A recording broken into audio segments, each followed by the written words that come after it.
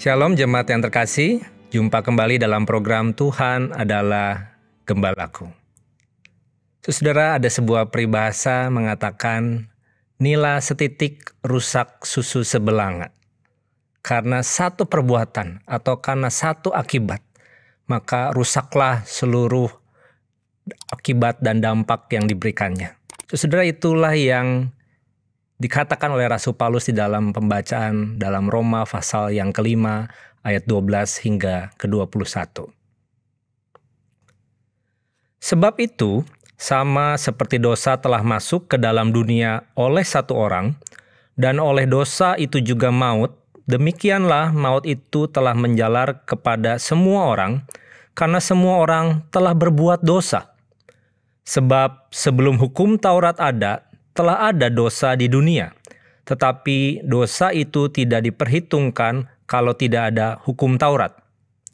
Sungguh pun demikian, maut telah berkuasa dari zaman Adam sampai kepada zaman Musa juga atas mereka, yang tidak berbuat dosa dengan cara yang sama seperti yang telah dibuat oleh Adam, yang adalah gambaran Dia yang akan datang.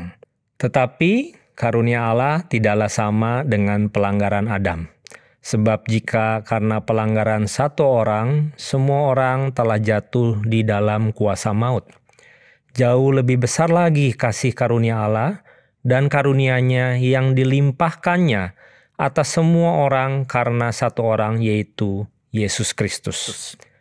Dan kasih karunia tidak berimbangan dengan dosa satu orang. Sebab penghakiman atas satu pelanggaran itu telah mengakibatkan penghukuman.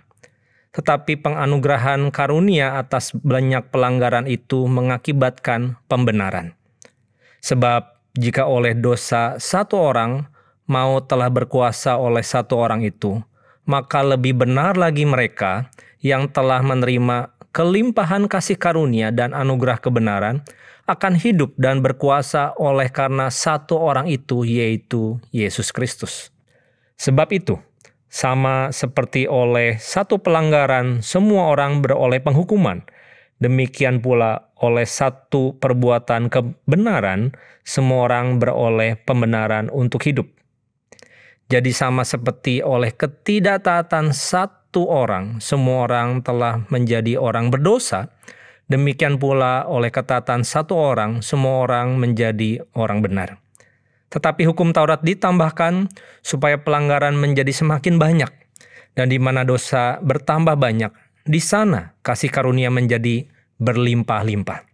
Supaya sama seperti dosa berkuasa di dalam alam maut, demikian kasih karunia akan berkuasa oleh kebenaran untuk hidup yang kekal, oleh Yesus Kristus, Tuhan kita. Saudara-saudara, dosa menjadi sebuah realita dari satu fakta yang tidak terbantahkan. Karena semua orang akan berujung hidupnya pada kematian. Dan kematian ini adalah satu bukti dari hukuman dari dosa. Tidak ada seorang pun yang tidak akan mengalaminya. Artinya, setiap manusia yang berdosa dan maut itu adalah konsekuensi yang harus diterima. Sudah sejak Adam jatuh ke dalam dosa, maka kita melihat semua keturunannya, seluruh umat manusia itu dikatakan memiliki natur keberdosaan di dalam dirinya. Nah, dosa itu ada di dalam diri setiap manusia, bukan karena manusia melanggar hukum Taurat seperti yang dipikirkan oleh orang Yahudi. Sebab jauh sebelum hukum Taurat ada, manusia itu dikatakan sudah berdosa.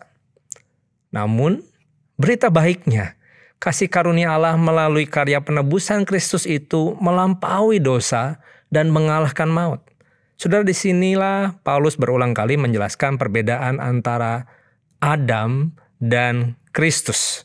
Ya, pelanggaran Adam dikontraskan dengan karunia Allah, dan akibat dosa Adam dibedakan dengan hasil ketaatan Kristus. Penghakiman atas dosa Adam dibandingkan dengan pembenaran dalam nama Kristus. Adam memang menjadi seperti perwakilan dari setiap orang yang berdosa. Sedangkan Kristus menjadi perwakilan dari setiap orang yang beroleh anugerah keselamatan. Saudara, anugerah Allah itu jauh lebih besar daripada kuasa dosa.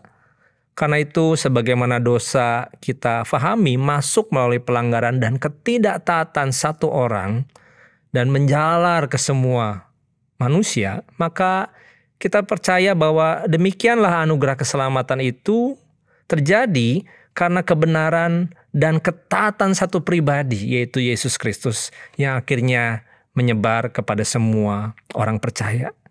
Saudara, disitulah kita bersyukur atas anugerah Allah yang berlimpah sehingga maut itu dikalahkan dan setiap orang yang percaya dan beriman kepada Kristus mendapatkan pembenaran dan memperoleh hidup yang kekal.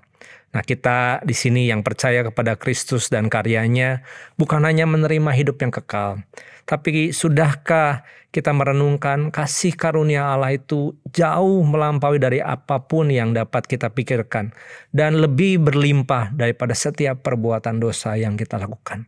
Pertanyaannya, apakah kita masih mau terus-menerus ada dan berbuat dosa? Kiranya kasih karunia itu yang memampukan kita untuk hidup dengan benar dan taat sepenuhnya kepada Tuhan. Tuhan memberkati. Mari kita berdoa.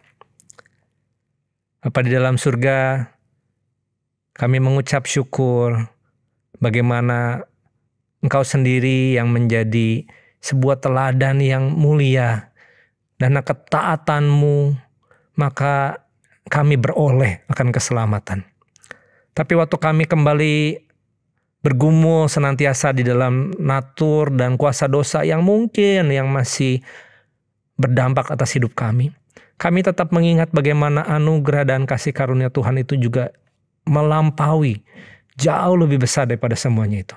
Yang membuat kami tidak lagi berpikir untuk berkanjang dalam dosa, tetapi membuat kami dengan sungguh-sungguh mau hidup mensyukuri dan dipimpin oleh anugerah Tuhan. Berkati kami sepanjang hari ini ya Tuhan. Di dalam nama Tuhan Yesus. Amin.